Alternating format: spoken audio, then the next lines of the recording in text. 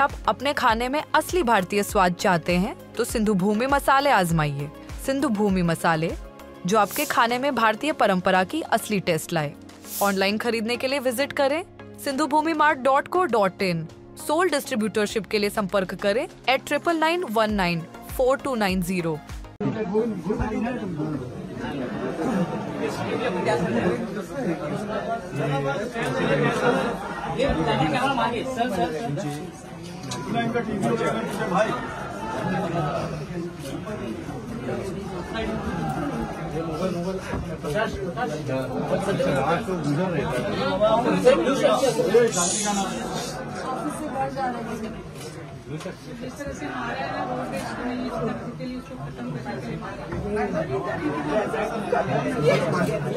Target KIA, सिर्फ skull पे मार रहे थे और कहीं नहीं मार रहे थे। सर तोड़ दिया अंदर से बेचारे का।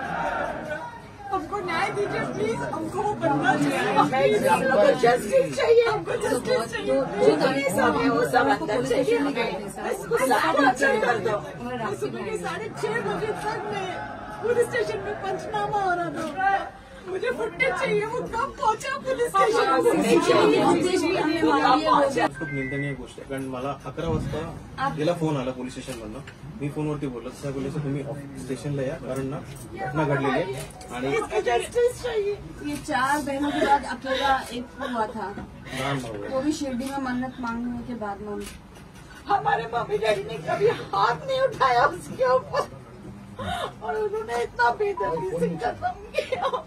मेरे भाई इतना मानता है, इतने रुद्राक्ष डालता है, शेष भगवान का भक्त देखे मेरे घर सब भगवान ही भगवान है। मला तर त्या दिवशी एकच चूक झाली, त्याच्या गाडीवरती हनुमानाचा फोटो होता, गाडीजवळ तिकडे गणपतीचा फोटो होता, हातामध्ये रुद्राक्ष होतं, हातामध्ये टॅटू होता शिवचा आणि गळ्यामध्ये रुद्राक्ष माळा आणि तुळशी माळा होती आणि त्याच्या शर्टवरती इथे लिहिलं होतं श्रीराम।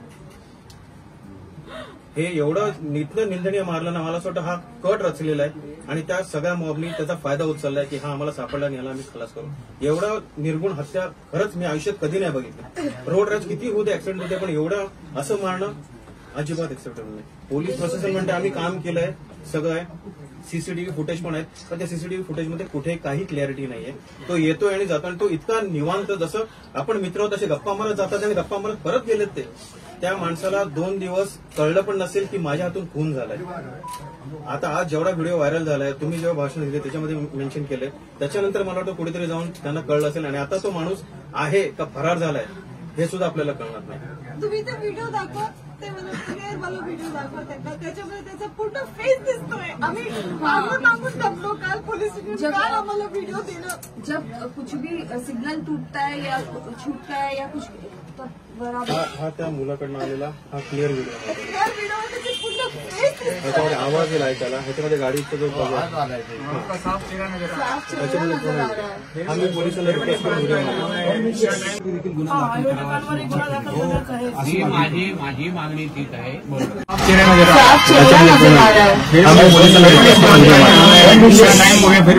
हम 4 लोग दे सकते हैं, पर अगर ज्यादा भी होंगे तो हमें पता नहीं। परत सांगतोय की बोला मग तुझी काय झालं, पण ते त्याला धरून मारत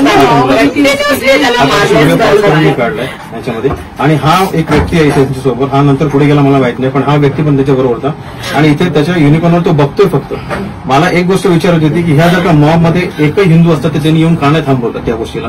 का सगळे लोक बघण्याची वाट बघतात की हा कधी मरेल म्हणून? का कोणी हात नाही उचलला, का बोलत नाही म्हणून याचा अर्थ असं नाही ना की तुम्ही काही करू शकता त्या व्यक्तीशी।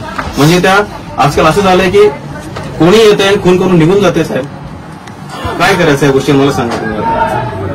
तर आम्ही आता काय करू, रुद्राक्ष धरून आम्ही निघायला पाहिजे सगळ्यांनी बाहेर रस्त्यावरती आता?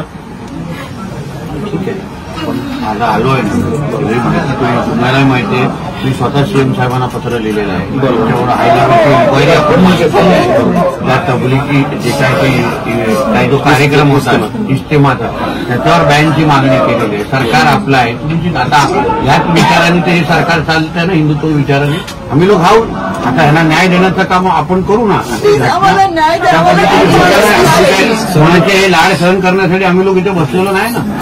काही असेल तर त्याची जबाबदारी प्रेम केली जाईल आणि त्या पद्धतीने कारवाई होणार नाही। घर हा सर तुमचा जे शिक्षण एज्युकेशन हवे त्या ठिकाणी ही परवानगी देऊन आणि एवढे लोक तुम्ही व्हिडिओ बाकीचे बघा त्या काही जे तिथे फंक्शनला गेले त्यांनी व्हिडिओ टाकले खारघरचे. तुम्ही खारघरचा तो व्हिडिओ बघा, दहशत होते माणसाला. एक बाई उतरू शकणार नाही खारघर स्टेशनला, माहिती त्या दिवशी.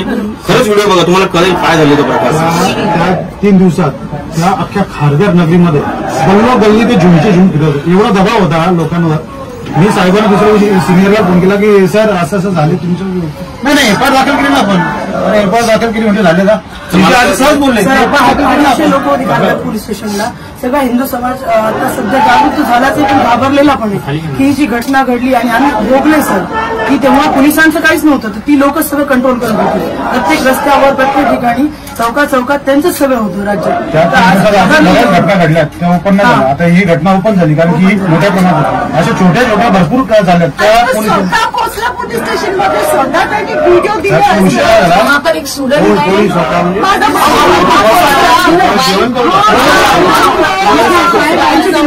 तुम्हाला मी घटना सांगतो काय झालं माहितीये का. एक मिनिट मी तुम्हाला घटना सांगतो. जेव्हा हा सगळं रोड रॅश झाला त्याच्यानंतर त्याला पाडलं, एकाने धरलं, दुसऱ्याने मारलं हेल्मेटनी. त्याच्यानंतर तो निघत होता, त्याला परत पाडलं, त्याला परत मारलं. आणि त्याच्यानंतर एक मुलगा जो व्हिडिओ तुम्हाला दाखवतोय त्या मुलाने जाऊन त्याला सांगितले हा व्हिडिओ ठेव, तुला व्हॉट्सअप करतो मी, हा पोलीस स्टेशनला दाखव आणि तू कंप्लेंट फाईल कर. तेव्हा तो तिथे गाडी घेऊन पोलीस स्टेशनला गेला, त्यांनी कंप्लेंट फाईल केली, त्याला सांगितलं हा व्हिडिओ आहे आणि याने मला मारलं. आणि बसल्या तो अनकॉन्शियस होत गेला आणि त्यांनी खुर्ची सरकवली आणि खाली जमिनीवर झोपला. हे मला स्टेटमेंट पोलिसांनी दिलेलं आहे. आणि म्हणजे आम्ही 2 कॉन्स्टेबल घेऊन पोलीस बाजूला जो मेडिसिटी हॉस्पिटल आहे तिथे घेऊन गेलो आणि तो जायच्या अगोदर पायरीवरती कोलॅप्स झाला. मला हॉस्पिटलवाले पण बोलले पुढचं इन्व्हेस्टिगेशन त्यांनी तिथे जे काय करायचं होतं ते केलं, पण that time he was no. हे आम्हाला सगळं तिथून कळलं, पण आम्हाला सीसीटीव्ही आता विचार का 8:30ची घटना. आणि त्याच्यानंतर मी विचारलं की त्या दिवशी मुद्दाम पोलिसांना विचारलं की तो वेळ किती लागतो, कारण त्या दिवशी खूप ट्रॅफिक होती, किती वेळ. तर म्हणाले 8 तासात ते आले होते. जरा का 9:15 पोलीस स्टेशनला आले होते. आम्हाला फोन 11 वाजता आला. 11 वाजता फोन आला, बरोबर. आणि जर का सिडकोनी परवानगी दिली होती ह्या कार्यक्रमासाठी तर त्यांच्याकडे काय आकडा सांगितलं होता आणि आपल्याकडे तेवढा पोलीस बंदोबस्त होता का. आता आपले महाराष्ट्र लोकांचे पण कार्यक्रम झालेले आहेत त्या ग्राउंडवरती, पण मॅनेजमेंट म्हणाल तर तिथे व्हॉलेंटियर्स असं सगळे असतात. त्या टायमाला ह्यांचे व्हॉलेंटियर्स कुठे होते आणि पोलीस प्रशासन कुठे होतं एवढ्या सगळ्या पॅचमध्ये. त्या पॅचमध्ये 2 सीसीटीव्ही कॅमेरे होते. त्या सीसीटीव्ही कॅमेऱ्यामध्ये काही कव्हरेज धड दिसत नाही अजिबात. पोलीस प्रशासन सोडेल तर कुठेच दिसत नाही. आता तो माणूस येऊन खून करून मर्डर करून निघून जातो परत. तुम्हाला जाताना वाशीचं टोल नाक्यावरती पण फुटेज दिसतंय, पण आपल्याकडे कॅमेरे क्लिअर नाहीयेत, आपल्याकडे हे नाहीये. एका ठिकाणी तर आम्ही जेवढे सीसीटीव्ही बघितले, एक पोलिसाची गाडी आहे, त्या पोलिसाच्या गाडीवर ओव्हरटेक करून जातो. अजून एक गोष्ट, पोलिसांच्या गाडीमध्ये का नाही डॅश कॅम पुढे की आज ते जर असतं तर पोलिसच्या गाडीला ओव्हरटेक करून गेला ते दिसलं असतं नंबर प्लेट त्याच्यामध्ये. त्यांच्याकडे पण ते नाही. पुलिस पेट्रोलिंग बिल्कुल नहीं था, बिल्कुल नहीं था. जो इसका नंबर झुंडे बांधून फिरत होता ना तेव्हा जर पोलीस प्रशासन त्याच्यावर दबाव टाकला असता ना की तुम्ही फिरायचं नाही, गुन्हे दाखल केले ते 1-2 तर हाच प्रकार झाला. आणि त्यांनी आधी मारला, त्यांनी 4-5 वेळा मारला, त्यांनी परत गेला आणि त्यांचा झुंड पाहिला त्यांनी आणि परत येऊन सुरुवात केली. त्यांची लोक सोडायला पोलीस गेले. मला सांगितलं हे 30%, 70% त्याला भरपूर आधी 3-4 वेळा मारून गेला तो. बघितलं तर आपलीच लोक आहेत तिथं, दुसरा कोणीच नाही आपला वाचवाय. व्हिडिओ पण शेक होतो कारण त्या मुलाने घाबरून फोटो काढला, व्हिडिओ काढलाय.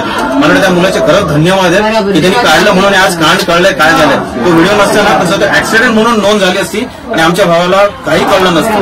आम्हाला पण कळलं परिवाराला काय झालं एवढं. पण आम्ही लोक आलो मंत्री म्हणून आलो आहे की नाही, काय सीएम साहेबांशी बोलू, स्वतः ते गृहमंत्री आहे, आपण याच्यावर न्याय देऊ ना. या गोष्टीची नोंद घेतली गेलेली आहे. सरकारचा एक मंत्री तुमच्याशी बोलतो म्हणून तुम्ही एक विश्वास ठेवा.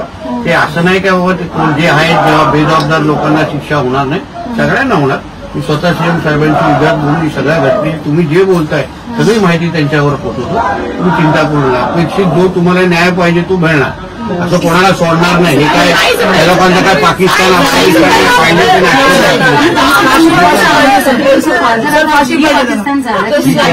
काय शेवटी काय कारण होती काय आहे शेवटी सरकार आहे. मी स्वतः मंत्री म्हणून रिप्रेझेंटेटिव्ह म्हणून आलो आहे म्हणजे एक लक्षात घ्या पुढे काही गोष्टी होणारच आहे. इथलं काय दुसरं काही नसतं तर कोणाच दखल घ्यायसाठी आलं नसतं. मी लोक आलो, मी स्वतः 4 गोष्टी मी पत्र त्याच दिवशी दुसऱ्या दिवशी मी पत्र लिहिलेलं आहे. तुमच्यावर विश्वास आहे सर आमचा होणार नाही. हा मर्डर आहे त्याच्या हाताला फाशी सगळ्या होतील काही. बघा जेव्हा हाय लेव्हल इन्क्वायरी होते ना सगळ्या बाबतीची माहिती येते. होना चाहिए. आता सगळ्याच गोष्टी आपण इथे जाहीर बोलू शकत नाही. हे कॅमेरा बिमरा सगळ्या गोष्टी आहेत, काही बोलू शकत नाही. आपल्याला जे करायचंय ते तुम्ही त्याचा अनुभव घ्याल. तुम्ही स्वतः नजरेने बघा काय काय सरकार म्हणून कसं काम होतंय ते तुम्ही बघाल. काय चिंता करता तुम्ही? आम्ही काय त्याला म्हणा सोडणार नाही ना इथून.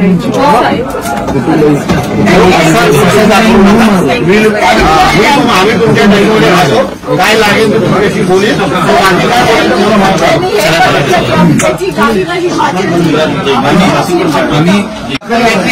नाही घेतली तर विषय वेगळा असतात. तुम्ही दखल घेतली प्रत्येक जण आपलं आपलं कर्तव्य ते करतोय. कोण काही ते आभाराचा विषय नाही. आपण फक्त एवढं सांगितलं तुम्हाला जो समाधान द्यायचं आम्ही ऍक्शन मधून देऊ ना तुम्हाला. आम्हाला काही सगळ्याच गोष्टी ते सांगता येणार नाही. काय करायचं ते आम्ही करतो. काळजी घ्या.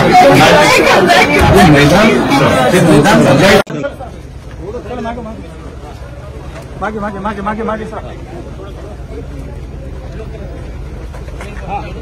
अंशुल, हाँ इधर